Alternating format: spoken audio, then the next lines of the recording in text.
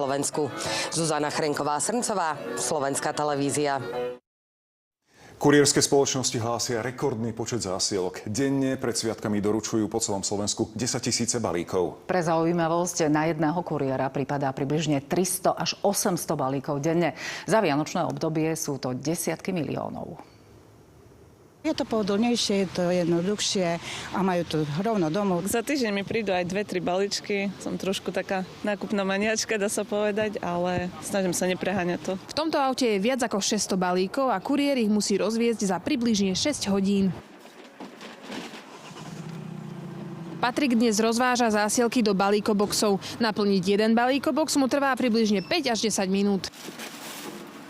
Ten december je strašne také, že človek sa ani nevyspí. Denne rozdám takých 1000 balíčkov určite.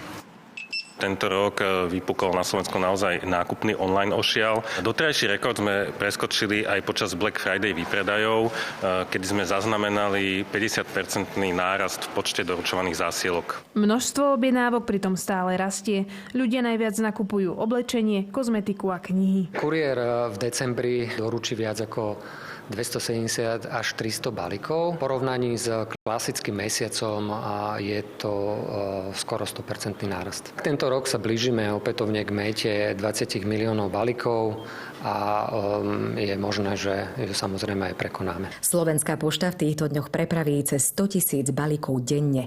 Čím sme bližšie k Vianociam, tým sú tieto denné počty vyššie. Čo však kapacitne stále zvládame vďaka personálnemu posilneniu a rozšíreniu doručovania aj v sobotu. Podľa odborníka ľudia uprednostňujú online nákupy pre nižšie ceny. Ľudia skoro 50% svojich výdavkov dávajú na bývanie a na potraviny, čo je výrazný podiel celkových výdavkov, takže naozaj na samotné darčeky nám ostáva relatívne malé percento. Kuriéri odporúčajú nenechávať darčeky na poslednú chvíľu. Ten najväčší nápor sa podľa nich ešte len začne.